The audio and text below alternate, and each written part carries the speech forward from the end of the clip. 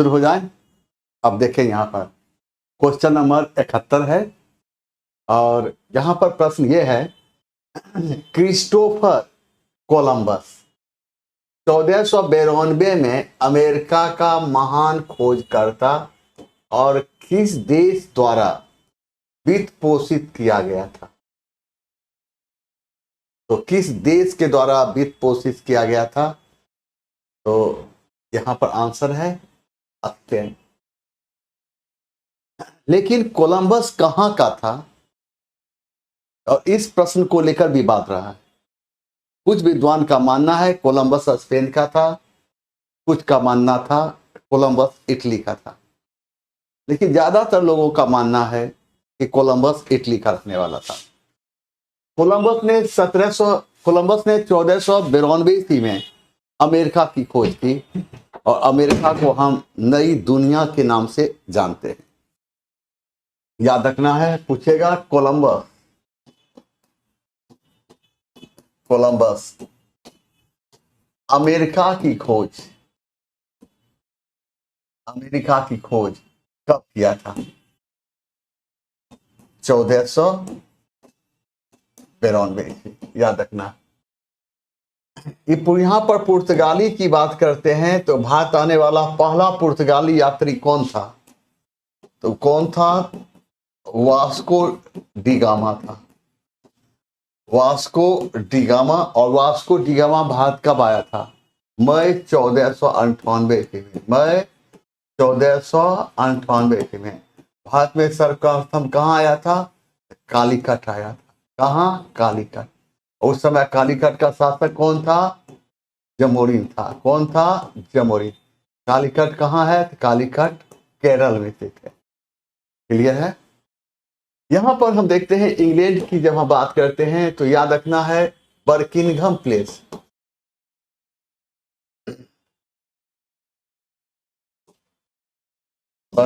Birmingham place पहले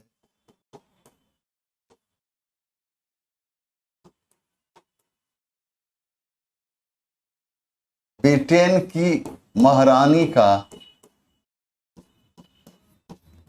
का निवास स्थान है। निवास स्थान है। तो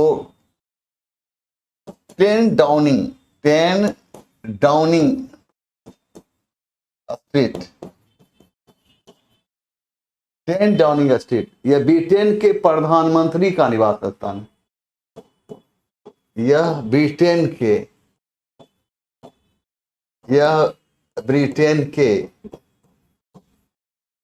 प्रधानमंत्री का निवास स्थान है। ब्रिटेन के प्रधानमंत्री का निवास। कोई दिक्कत है? आगे बढ़ जाए हम। आइए अब बोस्टन टी पार्टी इतिहास की एक महत्वपूर्ण घटना किससे संबंधित है? इसका सही आंसर है अमेरिकी स्वतंत्रता संग्राम। और बोस्टन टी पार्टी की घटना अमेरिकी स्वतंत्रता संग्राम का तत्कालिक कारण माना जाता है। बोस्टन टी पार्टी की घटना याद रखना है। बोस्टन टी पार्टी की घटना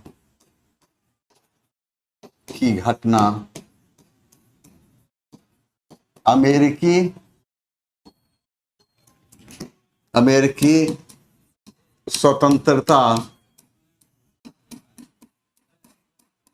संग्राम का तत्कालिक कारण माना जाता है। तत्कालिक कारण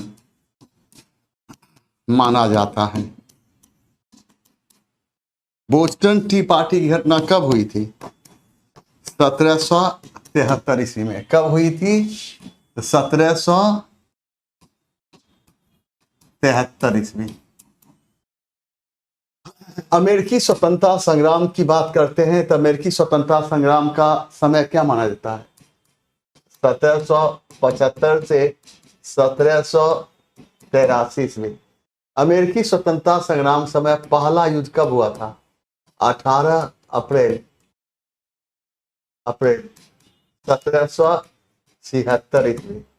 अमेरिकी स्वतंत्रता संग्राम की समाप्ति किस संधि के तहत हुई थी? तो पेरिस की संधि, पेरिस की संधि। और ये पेरिस की संधि कब हुई थी? 1763 ईस्वी।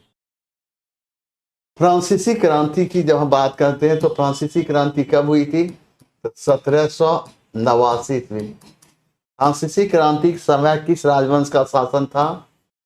बुर्बो राजवंश, बुर्बो राजवंश का शासन था। और इस राजवंश का, बुर्बो राजवंश का शासन था। और इस राजवंश का उस समय शासक कौन था?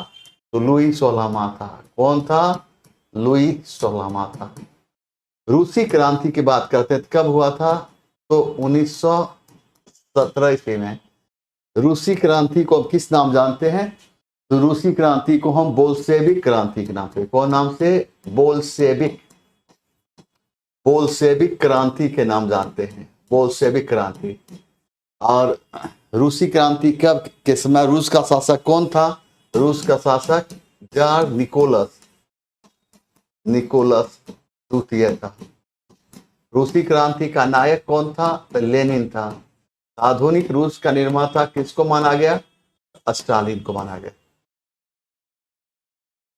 क्या दिक्कत? आगे बढ़ जाए। देखो यहां पर, देखो यहां पर टेनिस कोर्ट की स्थापना यानी टेनिस कोर्ट की शपथ किस क्रांति से संबंधित है? और इसका सही आंसर हो जाएगा फ्रांसीसी क्रांति। यानी फ्रांसीसी क्रांति के दौरान एक कोर्ट की स्थापना की गई थी जिसका नाम था टेनिस कोर्ट। इस प्रकार टेनिस कोर्ट की स्थापना 1789 ईस्वी में हुई थी। और इस स्थापना के साथ यह शपथ लिया गया, तब तक हम अलग नहीं होंगे जब तक फ्रांस में संविधान का निर्माण नहीं होता। आपसे यहाँ प्रश्न पूछा जाएगा कि टेनिस कोर्ट, टेनिस कोर्ट, आपसे ये प्रश्न होगा टेनिस कोर्ट, टेनिस कोर्ट का संबंध किस क्रांति से है? का संबंध फ्रांसीसी क्रांति से है। पूछेगा टेनिस कोर्ट की स्थापना कब हुई थी? 1789 ईस्वी में। और इसमें क्या, इस कोर्ट में शपथ क्या लिया गया था? जब तक फ्रांस में संविधान का निर्माण नहीं हो जाता तब तक हम अलग नहीं होंगे।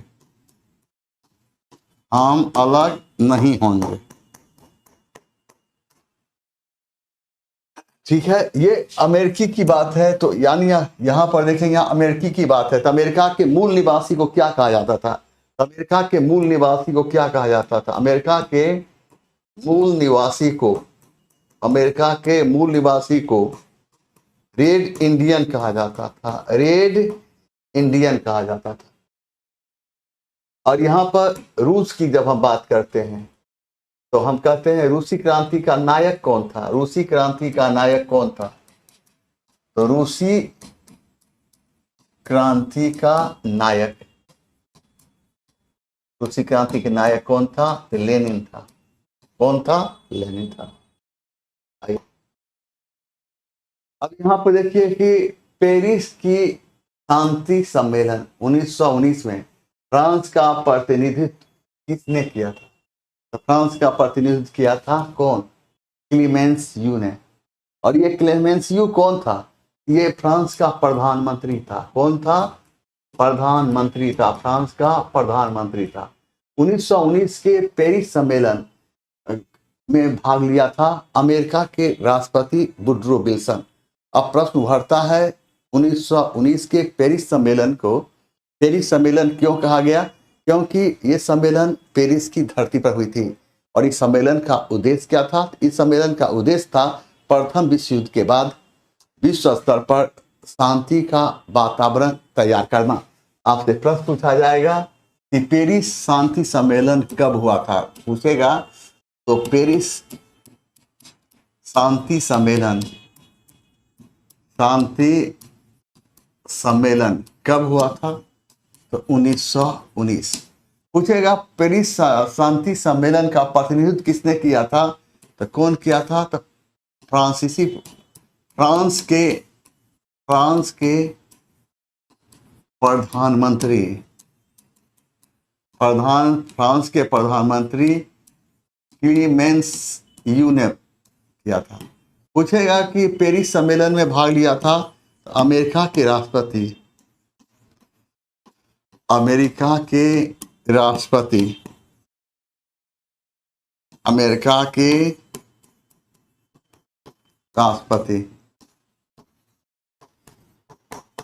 Woodrow Wilson. पूछेगा आपसे पेरिस सम्मेलन का उद्देश्य क्या था? कि प्रथम विश्व युद्ध के बाद उद्देश्य था, प्रथम विश्व युद्ध के बाद विश्व स्तर पर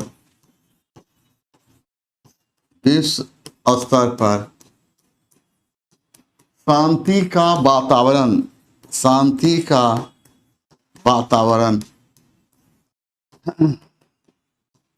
तैयार करना था।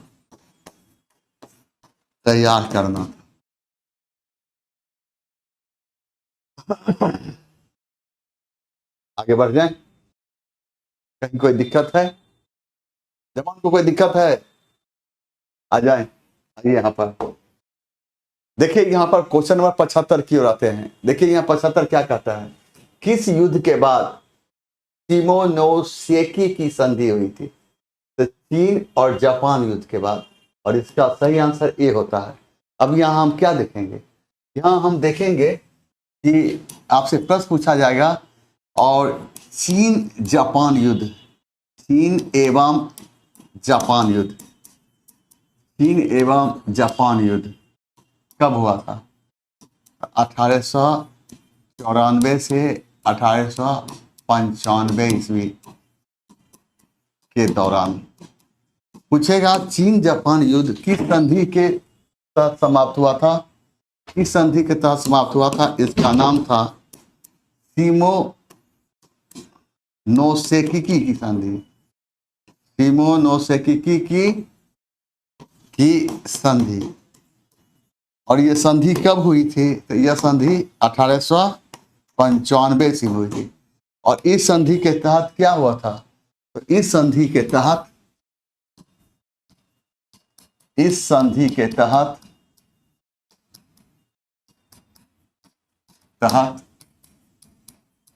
जापान एवं चीन युद्ध की समाप्ति हुई थी। ठीक ना? आइए यहां पर आगे देखिए।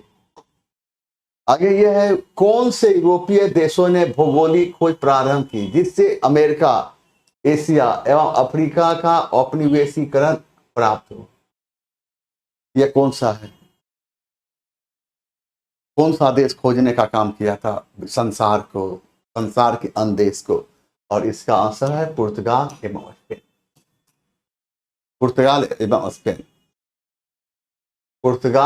एवं स्पेन। और यह भौगोलिक खोज के कारण ही कई देशों के बारे में जानकारी मिली। वास्को डी गामा भारत आया, भारत को खोजा। कोलंबस अमेरिका को खोजा।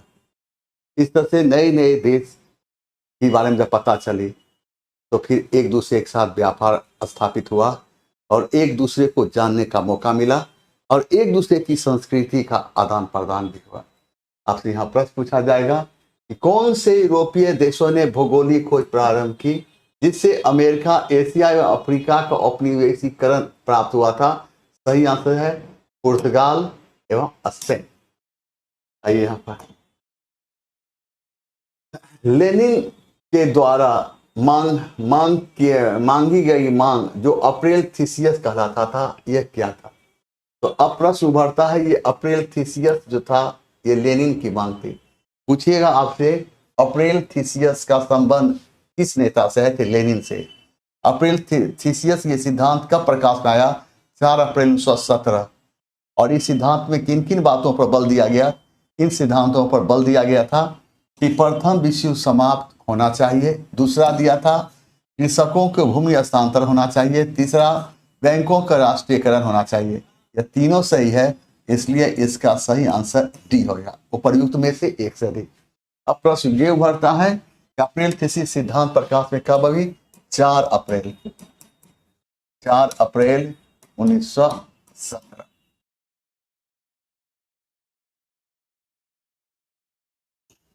ठीक ना, आगे आ जाए। हाँ, देखो किस चरण को पुनर्जागरण काल कहा जाता है, इसमें देखना है किस चरण को पुनर्जागरण काल कहा जाता है। तो अब ये देखिए कि पुनर्जागरण का अर्थ क्या होता है? फिर से जागना, यानी अंधकार से ग्रसित यूरोप को प्रकाश की ओर ले जाना। और इसका सही आंसर हो जाता है 14वीं से 16वीं शताब्दी, लेकिन इसका 2 आंसर हो जाता है, दोनों ध्यान रखना है। एक आंसर ये आ जाता है, देखिए यहां पर 14वीं से 16वीं शताब्दी, और दूसरा आंसर आ जाता है 14वीं से 17वीं शताब्दी। इन दोनों को ध्यान रखना है, इन दोनों को ध्यान रखना है। और पुनर्जागरण का प्रारंभ सर्वप्रथम, पुनर्जागरण का अर्थ होता क्या है? पुनर्जागरण का अर्थ होता है फिर से जागना, यानी अंधकार से ग्रसित यूरोप को प्रकाश की ओर ले जाना। पुनर्जागरण का प्रारंभ सर्वप्रथम इटली के फ्लोरेंस नगर से हुई। पुनर्जागरण का अग्रदूत दांते को माना जाता है, और दांते ने डिवाइन कॉमेडी जैसी पुस्तक की रचना की थी, और इस पुस्तक में उसने नर्क एवं स्वर्ग का सही तरीके से वर्णन किया था। एक ओर नर्क के दुख का वर्णन किया था, तो दूसरी ओर स्वर्ग के सुख का वर्णन किया। और ये पुस्तक इतनी हिट हुई कि स्वर्ग सुख के चाहत में इटली की धरती पर लोग एक दूसरे के साथ बाजी लगा दिया कि कौन स्वर्ग की सुख प्राप्त करने के लिए एक दूसरे से अच्छा काम करता है। यह कंपटीशन ने इटली की धरती के तकदीर को बदल दिया। आपसे यहाँ प्रश्न पूछा जाएगा कि पुनर्जागरण का प्रारंभ कहाँ से हुआ था? इटली। और इटली में कहाँ से? इटली के फ्लोरेंस नगर, इटली के फ्लोरेंस नगर। पुनर्जागरण का दूत किसको माना जाता है? दांते को माना जाता है। दांते ने कौन सी पुस्तक की रचना की? डिवाइन कॉमेडी जैसी पुस्तक की रचना। और इस पुस्तक में किसका उल्लेख किया है? इस पुस्तक में नर्क एवं स्वर्ग का उल्लेख किया गया, नर्क एवं स्वर्ग का। आगे बढ़ जाएं, आगे। अब देखिए यहां पर क्या है? Discourse on inequality, second discourse किसने लिखा? किसने लिखा था? तो रूसो ने लिखा। किसने लिखा था? रूसो ने लिखा। और ये 3 महत्वपूर्ण शक्ति है फ्रांसीसी क्रांति को सफल बनाने में। कोई क्रांति कब सफल होती है? कोई क्रांति तब सफल होती है जब समाज का शिक्षित पढ़ा लिखा मध्यम वर्ग उसका साथ देता है। और फ्रांसीसी क्रांति को सफल बनाने में रूसो, वॉल्टेयर एवं मॉन्टेस्क्यू ने महत्वपूर्ण भूमिका निभाया था। अब यहाँ पर प्रश्न है, फ्रांसीसी क्रांति को सफल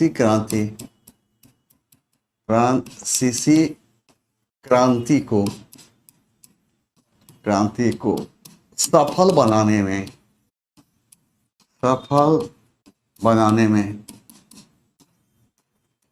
महत्वपूर्ण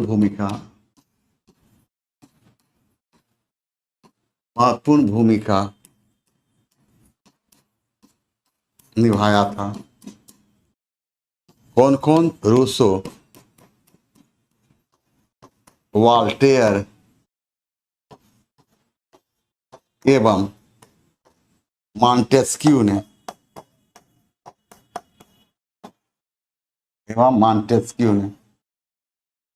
और साथ ही इस बात को भी ध्यान रखना है, कोई क्रांति तब सफल होती है जब समाज का शिक्षित पढ़ा लिखा मध्यम वर्ग उसका साथ देता।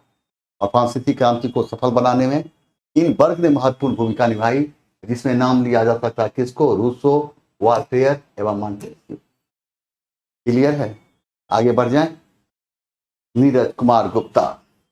यहां देखिए ये प्रश्न क्या है। यहाँ पर प्रश्न है कि 1989 में लोकतंत्र समर्थक आंदोलन को कुचलने वाले चीन के पूर्व राष्ट्रपति का नाम लिखिए और इसका क्या नाम होगा। इसका सही आंसर है जियांग जेमिन। क्या होगा? जियांग जेमिन। याद रखना है एक चीज को हमेशा कि 1911 ईस्वी में चीन की धरती पर जो क्रांति हुई उसे हम चीनी क्रांति के नाम जानते हैं। चीनी क्रांति को चीनी क्रांति के नाम से इसलिए जानते हैं क्योंकि ये क्रांति चीन की धरती पर हुई थी। चीनी क्रांति के नायक डॉक्टर सन्यास सेन थे और डॉक्टर सन्यास सेन को चीन का राष्ट्रपिता कहा जाता है। 1921 ईस्वी में चीन की धरती पर साम्यवादी कम्युनिस्ट पार्टी की स्थापना हुई थी और साम्यवादी कम्युनिस्ट पार्टी का पहला अध्यक्ष माओ त्से तुंग को बनाया गया था। आपसे प्रश्न पूछा जाएगा चीनी क्रांति कब हुई थी। आपसे यहाँ प्रश्न है चीनी क्रांति कब हुई थी। तो चीनी क्रांति कब हुई थी? 1911 ईस्वी। चीनी क्रांति का नायक कौन था? चीनी क्रांति का नायक डॉक्टर सन्यास सेन था। डॉक्टर सन्यास सेन। डॉक्टर सन्यास सेन को क्या कहा जाता है? वो चीन का राष्ट्रपिता कहा जाता है। 1921 ईस्वी में कहां पर? तो चीन की धरती पर क्या साम्यवादी कम्युनिस्ट पार्टी की साम्यवादी कम्युनिस्ट पार्टी की स्थापना हुई थी। स्थापना हुई थी और साम्यवादी कम्युनिस्ट पार्टी का स्थापना कौन किया था? माओ त्से तुंग ने किया था। कौन किया था? माओ त्से तुंग ने किया था। आइए आगे आगे की ओर चलिए। देखिए काशी में पुराणों का अध्ययन करने वाला प्रथम मुसलमान कौन था? पुराणों का अध्ययन करने वाला प्रथम मुसलमान कौन था? तो अल-बरूनी। अल-बरूनी का वास्तविक नाम क्या था? अबुल रेहान मोहम्मद। अल-बरूनी ने किताबुल हिंद जैसी पुस्तक रचना की। इसे भारत का दर्पण कहा जाता है। इसे भारत का आईना कहा जाता है। तो अल-बरूनी का वास्तविक नाम क्या था? अल-बरूनी का वास्तविक नाम अबुल रेहान मोहम्मद था। मोहम्मद। इसने किताब उल हिंद जैसी पुस्तक की रचना की और इस पुस्तक को क्या कहा जाता है? इस पुस्तक को भारत का दर्पण कहा जाता है। और पुराणों का अध्ययन करने वाला प्रथम मुसलमान अल-बरूनी था। अल-बरूनी था। अबुल फजल की जब हम बात करते हैं, अबुल फजल ने आइन ए अकबरी एवं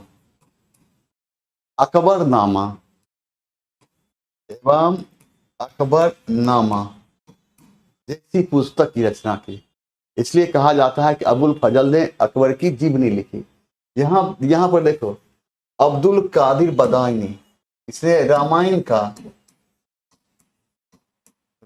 का फारसी भाषा में अनुवाद किया था। रामायण का फारसी भाषा में अनुवाद किया था। यहां तक कि सफर में कोई दिक्कत होगा तो बोलते जाना है। कार्यक्रम को आगे बढ़ाएंगे हम। यहाँ पर है गुजरात विजय की यादगार में अकबर ने निम्नलिखित में से किसका निर्माण कराया था? किसका? तो बुलंद दरवाजा। बुलंद दरवाजा का निर्माण कहाँ कराया था? तो आगरा के फतेहपुर सीकरी में। आगरा के फतेहपुर सीकरी में। और कब कराया था? तो 1572 ईस्वी। इमाम बाड़ा कहाँ है? तो लखनऊ में। इसका निर्माण कब हुआ था? 1784 ईस्वी में। कौन? आसफ उद्दौला।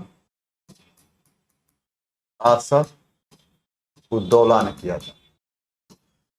जामा मस्जिद दो है, जामा मस्जिद दो है। आगरा में जो जामा मस्जिद है, इसका निर्माण कौन कराया था? शाहजहां। और दिल्ली में जो जामा मस्जिद है, हाँ, आगरा याद रखना है। आगरा में जो जामा मस्जिद है याद रखना है, आगरा याद रखना। यहां पर देख लेते हैं, आगरा, आगरा में जो जामा मस्जिद है, इसका निर्माण कौन कराया था? इसका निर्माण शाहजहां, इसका निर्माण शाहजहां की बड़ी बेटी जहान आरा ने कराई थी, जहान आरा ने कराई थी। और दिल्ली में जो जामा मस्जिद है, इसका निर्माण कौन कराया था? शाहजहां। याद रखना। आगरा में जो मोती मस्जिद है, यानी जामा मस्जिद दो है, आगरा में जो मोती मस्जिद है, इसका निर्माण कौन कराया था? शाहजहां। और दिल्ली में जो मोती मस्जिद है, इसका निर्माण कौन कराया था? औरंगजेब। औरंगजेब। इस प्रकार याद रखना है, जामा मस्जिद दो है और मोती मस्जिद दो। ठीक है।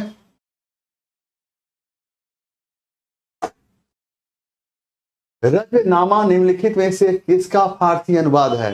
रजनामा महाभारत का। महाभारत का फारसी भाषा अनुवाद रजनामा के नाम से कौन किया था? अब्दुल कादिर। अब्दुल कादिर बदायूनी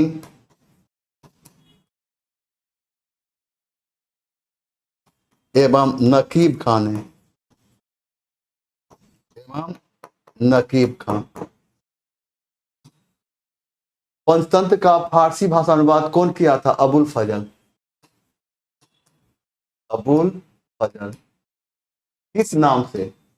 अनवर ए, अनवर ए सुहेली के नाम से, अनवर ए सुहेली के नाम से। रामायण का अनुवाद कौन किया था? अब्दुल कादिर बदायूनी।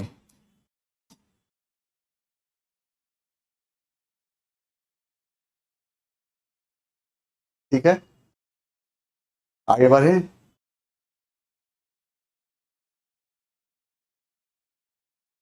नूर जहां, नीरज कुमार लिखते हैं नूर जहां, किसका नाम था? नूर जहां जहांगीर की पत्नी थी और नूर जहां का वास्तविक नाम था मेहरू निशा।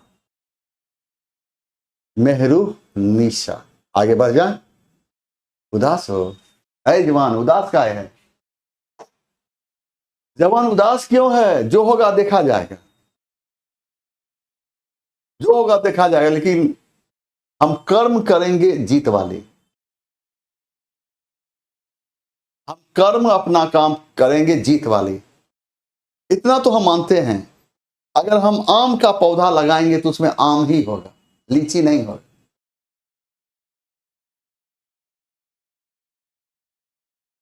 तो फिर हम अच्छा कर्म कर रहे हैं तो हमारे पौधे में जो फल लगेगा, वह फल किसका लगेगा? सफलता का लगेगा।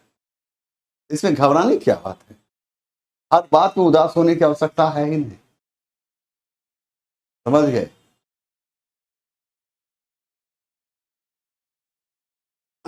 ठीक है। अब देख, चोल की राजधानी थी, कहां थी? तंजौर। तंजौर। चोल शासकों की प्रारंभिक राजधानी, चोल राजवंश की स्थापना कौन किया था? विजयालय ने। विजयालय। विजयालय ने राजधानी किसको बनाया था? तंजौर को। चोल शासकों की प्रारंभिक राजधानी क्या थी? प्रारंभिक राजधानी क्या थी? उरेयूर। उरेयूर। और यह उरेयूर किसके लिए प्रसिद्ध था? सूती वस्त्र के लिए, सूती वस्त्र के लिए। कावेरी पत्तनम कहाँ है? तमिलनाडु में, तमिलनाडु। महाबलीपुरम कहाँ है? तमिलनाडु। ठीक, आइए आप। भेड़ की तरह पूरी जिंदगी जीने से बेहतर है शेर की तरह एक दिन जियो। यह कथन किसका है? यह है टीपू सुल्तान। टीपू सुल्तान किस युद्ध में लड़ता हुआ मारा गया था? चतुर्थ मैसूर युद्ध, चतुर्थ मैसूर युद्ध। और ये कब हुआ था? 1799 से। रणजीत सिंह कोहिनूर हीरा किससे प्राप्त किया था? रणजीत सिंह कोहिनूर हीरा किससे प्राप्त किया था? कोहिनूर हीरा किससे प्राप्त किया था? अफगानिस्तान के, अफगानिस्तान के शासक शाह शुजा से, शाह शुजा। गुरु गोविंद सिंह, गुरु गोविंद सिंह की जब हम बात करते हैं तो इनकी हत्या कब हुई थी? 1708 ईस्वी में। कहा? महाराष्ट्र, महाराष्ट्र में। कहा? तो महाराष्ट्र के नंदेड़ में, महाराष्ट्र के नंदेड़ में। आगे बढ़ जाएं। आइए यहां पर देखिए, वह कौन सा पहला भारतीय राजा था जिसने मोहम्मद गोरी को हराया था? कन्नौज का, अजमेर का चौहान शासक, कन्नौज का गढ़वाल शासक, बंगाल का सेन शासक, इनमें से कोई नहीं। उसका नाम क्या था? गुजरात के, देखिए यहां पर, गुजरात के सोलंकी, गुजरात के सोलंकी चालुक्य राजवंश के शासक,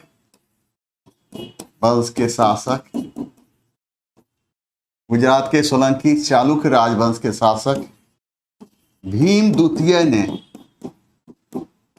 राजस्थान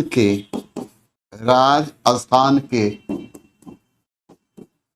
आबू पर्वत के समीप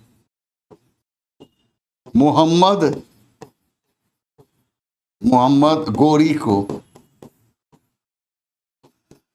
पराजित किया था।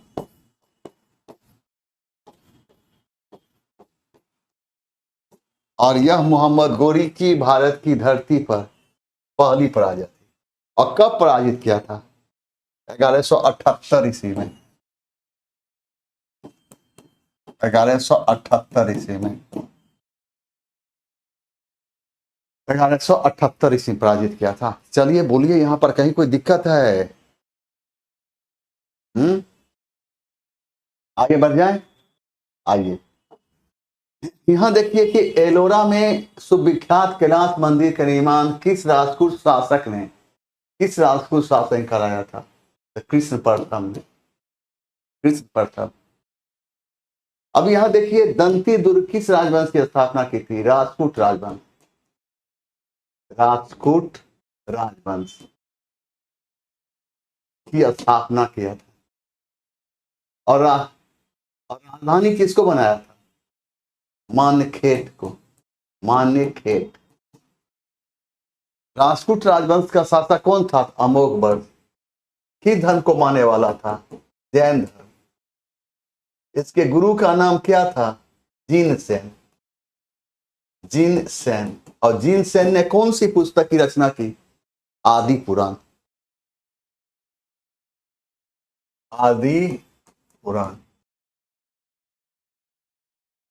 क्लियर?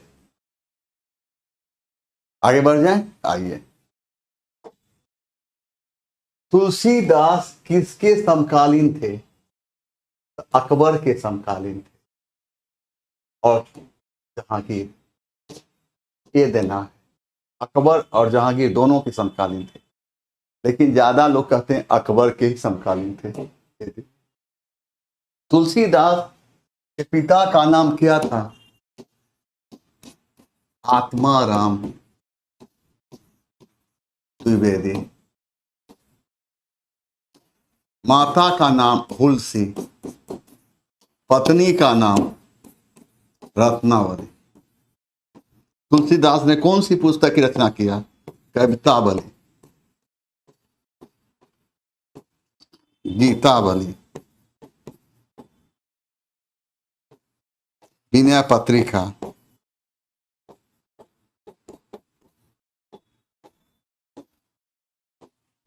और रामचरितमानस। रामचरितमानस।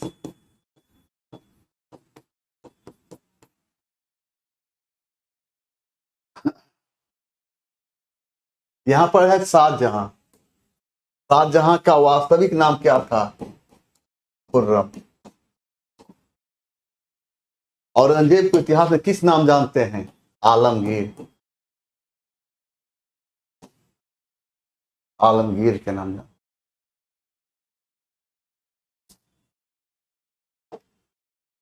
देखिए, बंग भंग विरोधी स्वदेशी आंदोलन का प्रारंभ कब हुआ था? 7 अगस्त 1905। तो ये बंग भंग आंदोलन किसके समय में? कर्जन के समय में है। और लॉर्ड कर्जन ने बंगाल विभाजन की घोषणा कब की? 19 जुलाई 1905। बंगाल का विधिवत रूप से विभाजन कब हुई थी? 16 अक्टूबर 1905। बंगाल विभाजन के विरोध में कौन सा आंदोलन चला है? स्वदेशी आंदोलन। और स्वदेशी आंदोलन का नेतृत्व कौन किया था? सुरेंद्र नाथ बनर्जी। आइए, पूछेगा कि लॉर्ड कर्जन ने बंगाल विभाजन की घोषणा कब की? 19 जुलाई 1905 ईस्वी। बंगाल का विधिवत रूप से विभाजन कब हुई? 16 अक्टूबर 1905 ईस्वी। बंगाल विभाजन विरोध में कौन सा आंदोलन चला था? स्वदेशी आंदोलन। स्वदेशी आंदोलन। और स्वदेशी आंदोलन का नेतृत्व कौन किया था? सुरेंद्र नाथ बनर्जी। सुरेंद्र नाथ बनर्जी।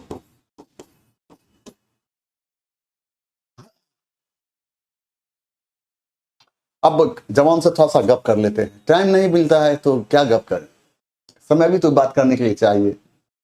बात किससे करें हम?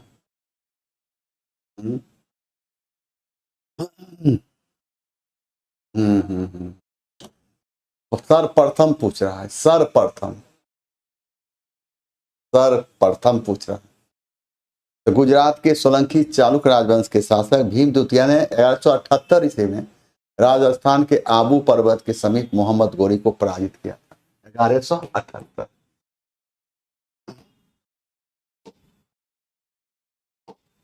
क्या वह कौन सा पहला भारतीय राजा था जिसने मोहम्मद गोरी को हराया? पहला पूछ रहा।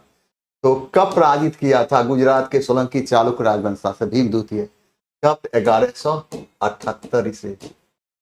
और प्रथम तराइन युद्ध में पृथ्वीराज चौहान ने मोहम्मद गोरी पराजित किया। कब? 1191 ईस्वी।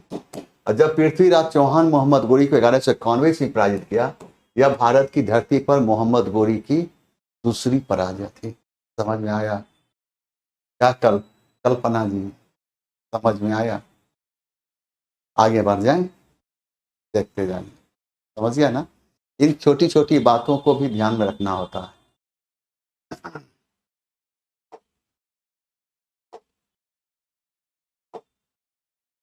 देखिए, 90 में सूची 1 और सूची 2 के साथ सुमेलित कीजिए और सूचियों के नीचे दिए गए कूट का प्रयोग करते हुए सही उत्तर चुनें। कांग्रेस का संपूर्ण स्वाधीनता दिवस कब हुआ? कब? कब हुआ? 31 दिसंबर 1929। पूर्ण स्वराज दिवस 26 जनवरी 1937। दांडी मार्च 12 मार्च 1937। द्वितीय गोल में समय 1931। तो 4 का क्या है? 4 का सी। 4 का सी।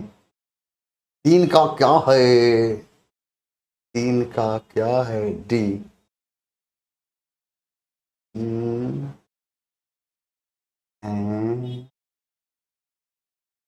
4 का सी, 3 का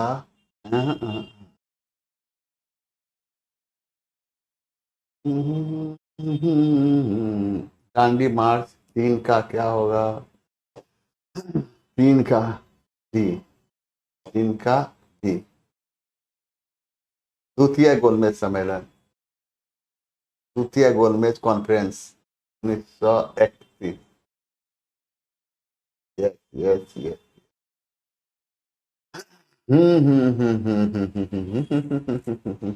सितंबर 1931। यस, सितंबर 1931। 90 सितंबर 1931। बी,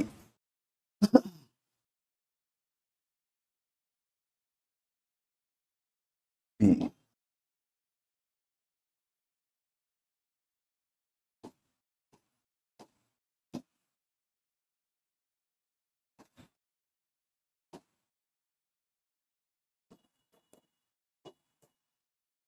इसका आंसर बी दीजिए, इसका आंसर बी।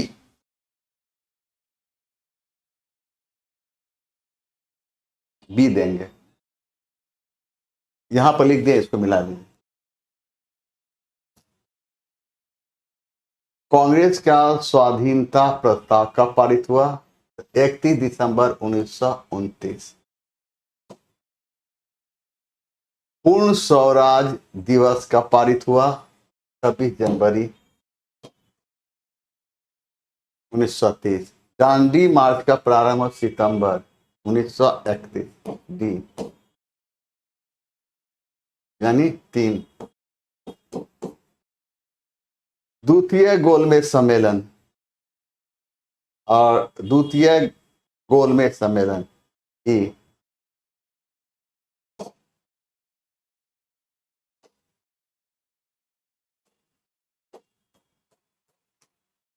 यहां पर लिख दिए, इसको मिला लीजिए। आइए,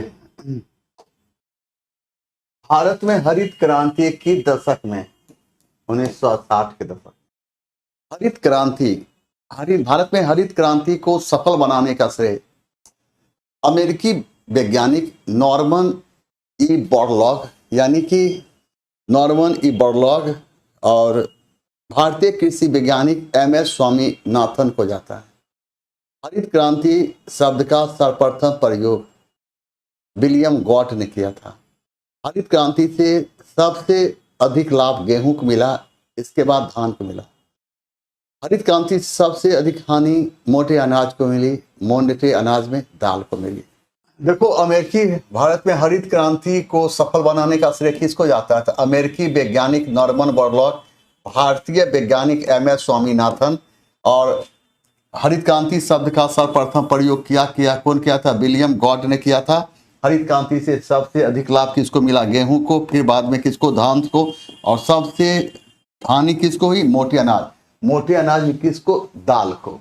आइए, यहां देखिए, निम्नलिखित में से किसने सर्वप्रथम भारत में द सोशलिस्ट नामक समाजवादी साप्ताहिक की शुरुआत की?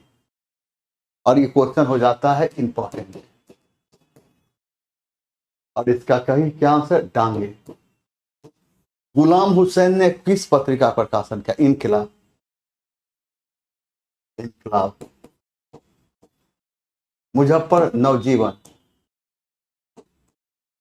नवयुग का प्रकाशन, नवयुग, नवयुग का प्रकाशन किया था। आगे बढ़े, आइए, इतिहास का है, ये देखिए यहां पर आपके काम का है तो इसे ले लीजिए। इतिहास है तो सिर्फ शहंशाह ही पढ़ाएगा। आइए,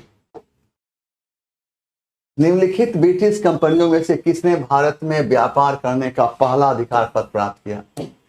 ल्यूएंट कंपनी। कब? 1593 ईस्वी में। किस मार्ग से? स्थल मार्ग से। स्थल मार्ग से। ईस्ट इंडिया कंपनी को पूर्वी देशों से व्यापार करने की अनुमति कौन दिया था? ब्रिटेन की महारानी कौन? एलिजाबेथ प्रथम। एलिजाबेथ प्रथम कब दिया था? 31 दिसंबर 1601। किस मार्ग से? जल मार्ग से।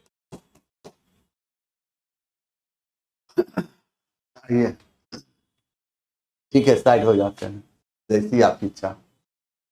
सिखों को एक सैनिक एवं लड़ाकू समुदाय में परिवर्तित करने का श्रेय किसको? गुरु हरगोविंद सिंह को। गुरु गोविंद सिंह, गुरु गोविंद सिंह ने 1699 ईस्वी में खालसा पंथ की स्थापना की थी। खालसा पंथ। गुरु अर्जुन देव को मृत्युदंड की सजा कौन दिया था? तो मुगल बादशाह, मुगल बादशाह जहांगीर। जहांगीर ने सिखों के 5वें गुरु गुरु हरगोविंद सिंह को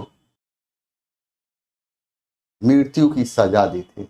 मृत्यु की सजा दी क्योंकि इन्होंने जहांगीर के विद्रोही पुत्र खुसरो को आशीर्वाद दिया था।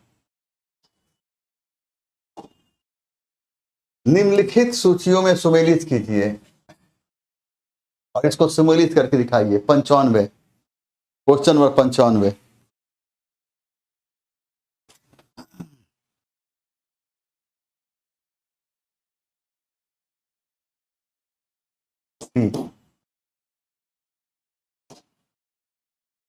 कर्नल मिशेल,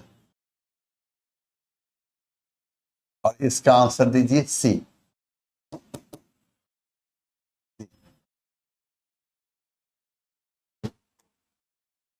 शारदा मणि कौन थी? शारदा मणि थी रामकृष्ण परमहंस की पत्नी। और रामकृष्ण परमहंस का वास्तविक नाम क्या था? गदाधर चट्टोपाध्याय था।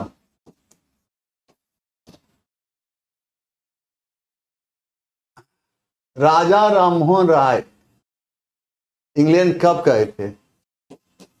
1830 ईस्वी में इंग्लैंड गए थे।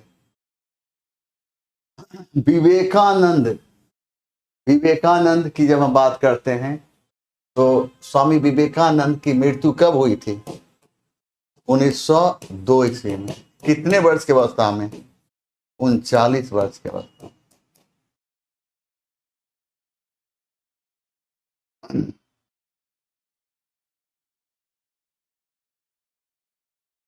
पहली कंपनी का आदेश दिया गया था। 1500 लिखा दिए थे ना, यहां लिखा दिए थे, दिक्कत क्या?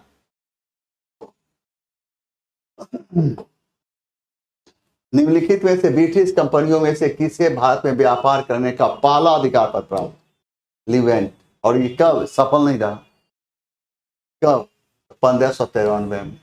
और ईस्ट इंडिया कंपनी को फिर कब दिया गया था? तो ब्रिटेन की महारानी एलिजाबेथ प्रथम। कब? 31 दिसंबर 16 से। किस मार्ग से थे? जल मार्ग।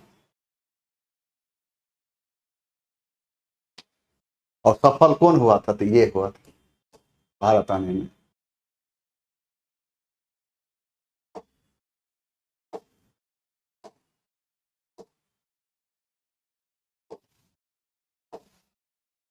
केंद्रीय व्यवस्थापिका सभा में किसके साथ भगत सिंह ने बम गिराया था? बटुकेश्वर दत्त। और कब बम गिराया था? 1929।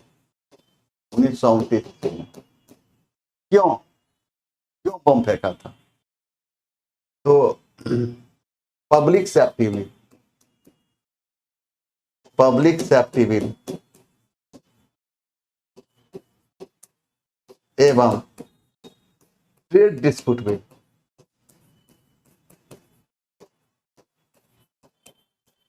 बिल के विरोध। भगत सिंह एवं बटुकेश्वर दत्त ने 1929 ईस्वी में दिल्ली स्थित सेंट्रल लेजिस्लेटिव असेंबली में बम फेंका। और ये बम फेंका था क्यों? तो पब्लिक सेफ्टी बिल एवं ट्रेड डिस्प्यूट बिल के विरोध में। क्रांतिकारी आतंकवादियों का के योगदान क्या नहीं था? तो मातृभूमि के लिए मृत्यु को पराजित करने जैसी बहादुरी बिरले उदाहरण। कांग्रेस से काफी पहले स्वतंत्रता प्रेमी। गलत है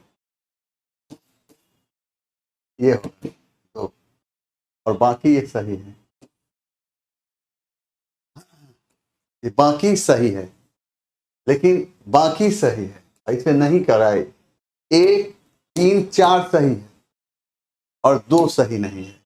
कांग्रेस से काफी पहले स्वतंत्र उपनिवेश की मांग की, यही गलत है। निम्नलिखित में से कौन भारतीय राष्ट्रीय कांग्रेस का अध्यक्ष नहीं रहा? गांधी जी रहे 1924। कौन सा अधिवेशन? बेलगांव अधिवेशन। अंबिका चरण मजूमदार 1916। कौन सा अधिवेशन? लखनऊ। बी होगा। एओ ह्यूम।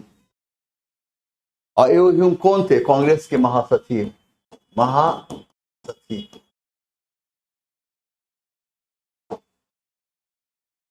निम्नलिखित में से एनी बेसेंट द्वारा निकाले जाने वाले 2 अखबार कौन से थे? कॉमनवेल्थ और न्यू इंडिया। और 1 और 2, 1 और 2 ये। अब यहां पर न्यू हिंदू का प्रकाशन कौन किया था? सुब्रमण्यम। सुब्रमण्यम ने किया था। ये कोई पत्रिका नहीं है।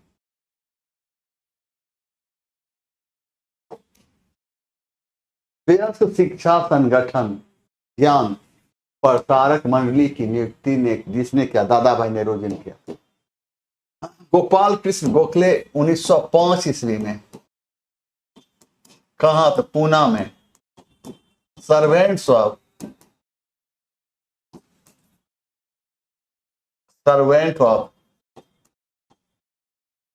इंडिया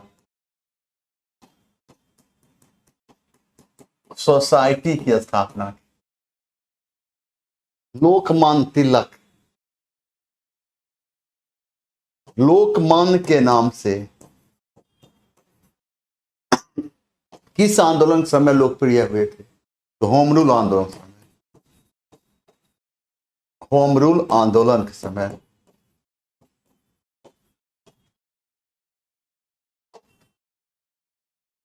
मुस्लिम लीग ने सर्वप्रथम किस वर्ष मुसलमानों के लिए पृथक राष्ट्र की मांग की थी? 1940। कौन सा अधिवेशन? लाहौर अधिवेशन।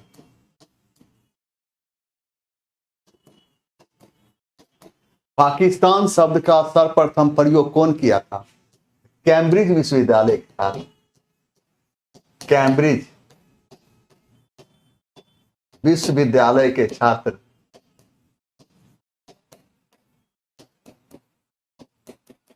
चौधरी रहमत अली।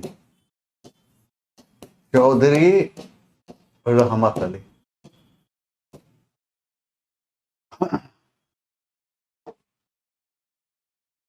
किस लेखक ने महात्मा गांधी को प्रोफेशनल रीडर्स की संज्ञा दी? Frederick D Fisher. और फ्रेडरिक डी फिशर ने क्या किया? महात्मा गांधी की आत्मकथा लिखी। आत्मकथा लिखी।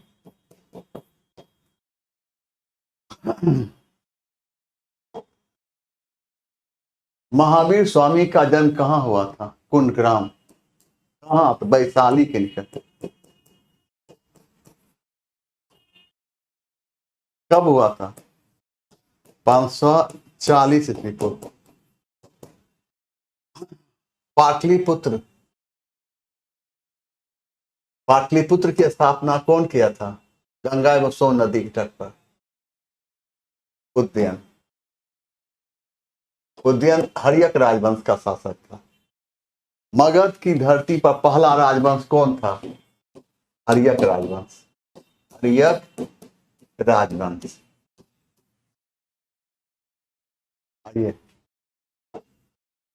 भारत का नेपोलियन किसे कहा गया? समुद्रगुप्त को। चंद्रगुप्त मौर्य का शासन काल क्या है? 322 ईस्वी पूर्व से लेकर 298 ईस्वी पूर्व। चंद्रगुप्त द्वितीय यानी विक्रमादित्य के विषय में जानकारी किसे है? मेहरौली, मेहरौली, लौ स्तंभ अभिलेख, लौ स्तंभ अभिलेख। दिल्ली स्थित मेहरौली लौ स्तंभ अभिलेख कहाँ है? दिल्ली। इस पर चंद्रगुप्त द्वितीय यानी विक्रमादित्य का नाम क्या मिलता है? चंद्र मिलता है।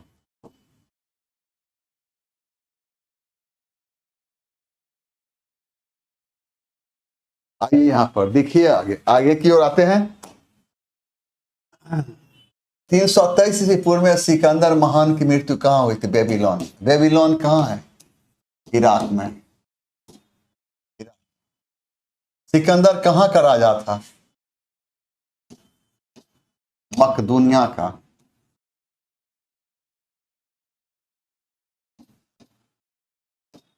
सिकंदर यूनान के छोटे से राज्य मकदूनिया का शासक था। मकदूनिया का शासक था। मकदूनिया को किस नाम जानते हैं? मेसोपोटामिया के नाम से।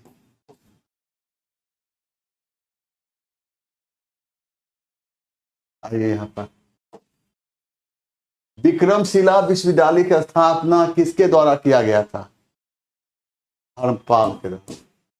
और कहाँ किया गया था? भागलपुर। धर्मपाल को क्या कहा गया है?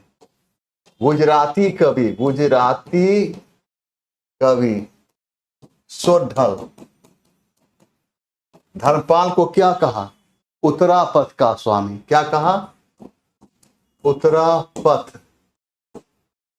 का स्वामी कहा। कनिष्क गद्दी पर कब बैठा था? 78 ईस्वी। इसे क्या कहते हैं? इसे शक संवत कहते हैं। और संवत किसको कहते हैं? जिससे दिन वर्ष की जानकारी ली जाए। पुलकेशिन द्वितीय ने हर्ष को किस नदी के तट पर पराजित किया था? नर्मदा नदी के तट। नर्मदा नदी। इस युद्ध के विषय में जानकारी किस अभिलेख से मिलती है? एहोल अभिलेख। यह अभिलेख कहाँ है? कर्नाटक में।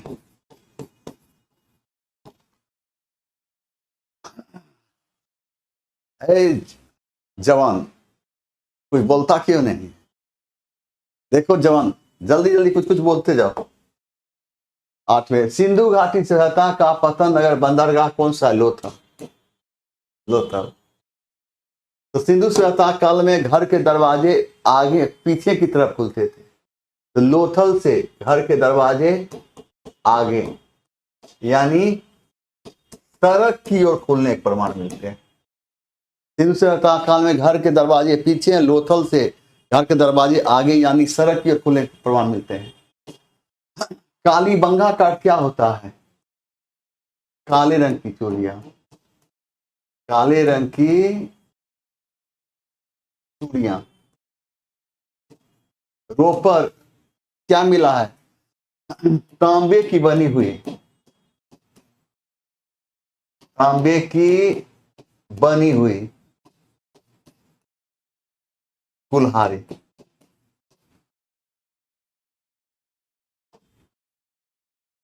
किस अभिलेख में अशोक का नाम उल्लेखित है? मास्की का लघु। ये भब्रू अभिलेख कहाँ है? राजस्थान। इस अभिलेख में बौद्ध धर्म के त्रिसंग का उल्लेख मिलता है। तो बौद्ध धर्म का त्रिसंग कौन कौन है? बुद्ध, धम्म और संघ। 13वां अभिलेख में क्या मिलता है? कलिंग युद्ध। कलिंग युद्ध। कलिंग युद्ध के बाद अशोक का हृदय परिवर्तित हो गया और बौद्ध धर्म ग्रहण कर लिया। और याद रखना है, अशोक के लिए अशोक नाम का उल्लेख, अशोक के लिए, अशोक के लिए अशोक नाम का उल्लेख, नाम का उल्लेख मास्की एवं गुर्जरा अभिलेख में मिलता है। गुर्जरा अभिलेख में मिलता है। मास्की वर्तमान समय में कर्नाटक में स्थित है। गुर्जरा अभिलेख वर्तमान समय कहाँ है? मध्य प्रदेश में स्थित। क्लियर है? देख जवान, चार ऑप्शन डिफाइन कर देते हैं और तुम सब मुंह लटका कर बैठा हुआ है, खाली गपर गपर गपर गपर पढ़ रहा है, ना मेरा प्रशंसा करता है ना मेरा आलोचना करता है। हंस, कम से कम हंस। चल, कृषि का प्रारंभ कब हुआ था? 9% का, 9% का, ठीक ना? आज यहीं तक रहेगा, फिर कल मिलते हैं हम। जय हिंद।